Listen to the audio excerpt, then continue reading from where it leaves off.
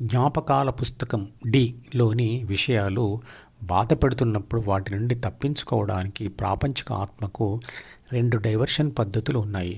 ఒకటి ప్రాపంచిక ప్రయత్నం మరియు 2 ఆధ్యాత్మిక ప్రయత్నం.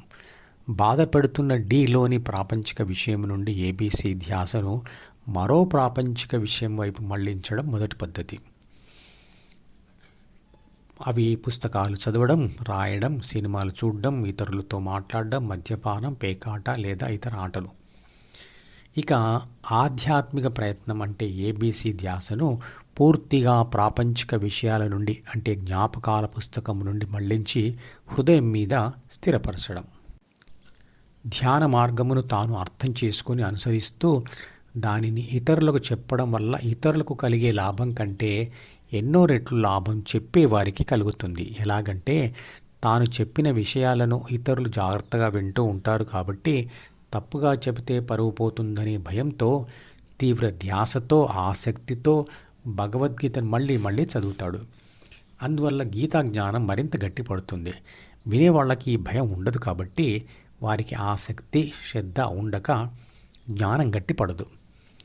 ధ్యానం చేయని ఆత్మ ఉన్న స్థానానికి మరియు ధ్యాన సాధన ద్వారా అది చేరవలసిన గమ్యానికి మధ్య దూరం చాలా తక్కువ. ఆత్మ వేగంతో ఆ దూరాన్ని అధిగమించడానికి భౌతిక గతి సూత్రాల ప్రకారంగా మీకు 1 సెకండ్ కంటే ఎక్కువ టైం పట్టదు. ఆశ్చర్యకరమైన విషయం ఏమిటి అంటే రోజు మనిషి అంటే ఏబీసీ క్రమం తప్పకుండా 22,000 సార్లు శ్వాస ద్వారా ఆ స్థానాన్ని స్పృశిస్తూ ఉంటాడు. కానీ అది మనిషి సాధించగల అద్భుతమైన ఆధ్యాత్మిక గమ్యస్థానం అని అతనికి తెలియదు. కాబట్టి దాని మీద అతను ధ్యాస పెట్టడు. అక్కడ ఆగాలని లేదా నిలబడాలని ప్రయత్నం చేయడు. ప్రయత్నంతో దాని మీద ధ్యాస పెట్టి అక్కడికి చేరడానికి ఏబీసీకి 1 సెకండ్ టైమే పట్టినా అక్కడికి చేరిన వెంటనే ఆ ఒక్క ప్రయత్నంతోనే అక్కడ అది స్థిరపడలేదు. అలా స్థిరపడమే అతి ముఖ్యమైన విషయం ధ్యానంలో. అక్కడ స్థిరపడడం అనేది చాలా సమయం తీసుకునే వ్యవహారం.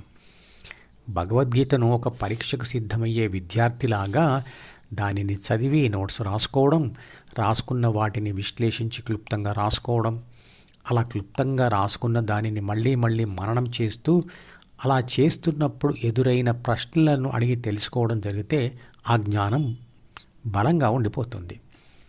విద్యార్థులకు చదువులో బాగా ఉపయోగపడే CDEF పద్ధతి ఒకటి చెప్తాను. ప్రతి విషయాన్ని 4 రకాల బౌండరీస్ అంటే గోడల మధ్య బంధించి పెడితే అది మనకు వశమైపోతుంది. ఆ 4 గోడలు ఏమిటి అంటే CDEF.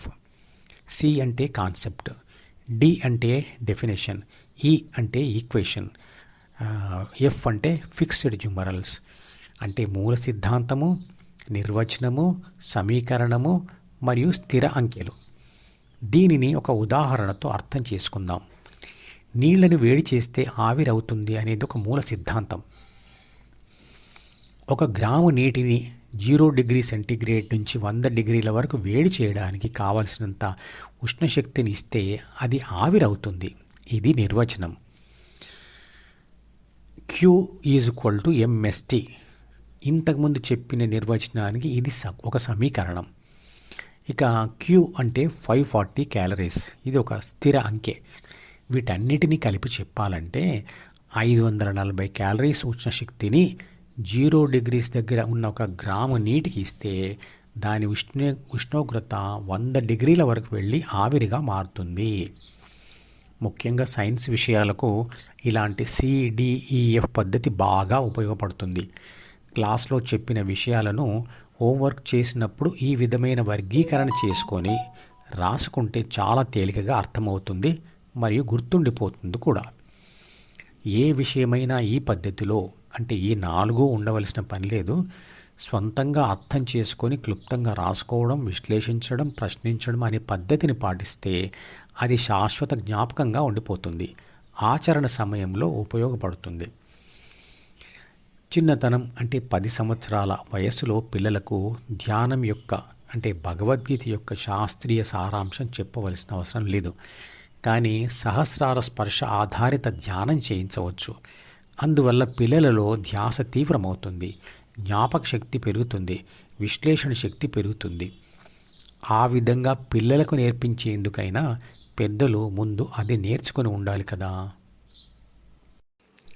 మధుపదం యూట్యూబ్ ఛానల్లోని ప్రతి వీడియోకి ఒక నెంబర్ ఇవ్వబడింది.